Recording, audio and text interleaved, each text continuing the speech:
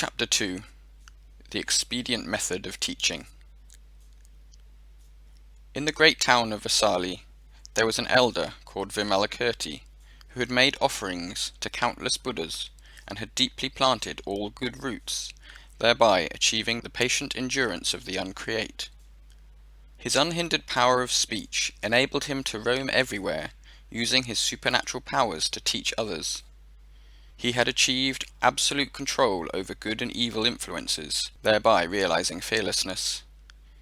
So he overcame all passions and demons, entered all profound Dharma doors to enlightenment, excelled in wisdom perfection, and was well versed in all expedient methods of teaching, thereby fulfilling all great bodhisattva vows. He knew very well the mental propensities of living beings, and could distinguish their various spiritual roots. For a long time he had trodden the Buddha path, and his mind was spotless. Since he understood Mahayana, all his actions were based on right thinking.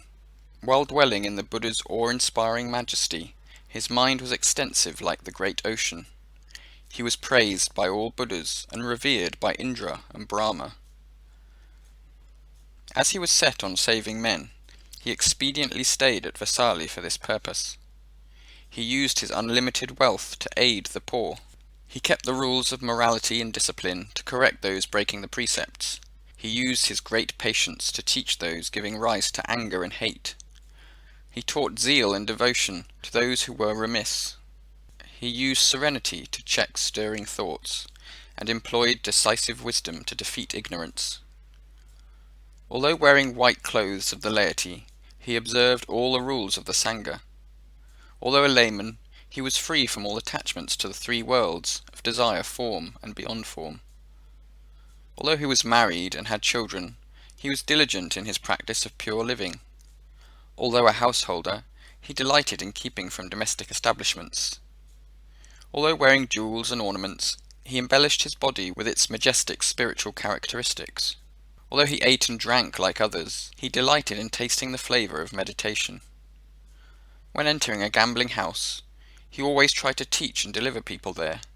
He received heretics, but never strayed from the right faith. Though he knew worldly classics, he always took joy in the Buddha Dharma. He was revered by all who met him. He upheld the right Dharma and taught it to old and young people. Although occasionally he realized some profit in his worldly activities, he was not happy about these earnings. While walking in the street, he never failed to convert others to the Dharma. When he entered a government office, he always protected others from injustice. When joining a symposium, he led others to the Mahayana. When visiting a school, he enlightened the students. When entering a house of prostitution, he revealed the sin of sexual intercourse. When going to a tavern, he stuck to his determination to abstain from drinking. When amongst elders, he was the most revered, for he taught them the exalted Dharma. When amongst male devotees, he was the most respected, for he taught them how to wipe out all desires and attachments. When amongst those of the ruling class, he was the most revered, for he taught them forbearance. When amongst Brahmins, he was the most revered, for he taught them how to conquer pride and prejudice. When amongst government officials, he was the most revered, for he taught them correct law. When amongst princes, he was the most revered, for he taught them loyalty and filial piety. When in the inner palaces, he was the most revered, for he converted all maids of honour there. When amongst common people, he was the most revered, for he urged them to cultivate all meritorious virtues. When amongst Brahmadevas, he was the most revered, for he urged the gods to realize the Buddha wisdom. When amongst Chakras and Indras, he was the most revered, for he revealed to them the impermanence of all things. When amongst the guardians of the world of the Dharma, he was the most revered, for he protected all living beings. Thus, Vimalakirti used countless expedient methods to teach for the benefit of living beings. Now, using expedient means, he appeared ill, and because of his disposition, kings, ministers, elders, upasakas, Brahmins, as well as princes and other officials, numbering many thousands, came to inquire after his health. So Vimalakirti appeared in his sickbed to receive and expound the Dharma to them, saying, "Virtuous ones, the human body is impermanent. It is neither strong nor durable. It will decay, and is therefore unreliable. It causes anxieties and sufferings, being subject to all kinds of ailments.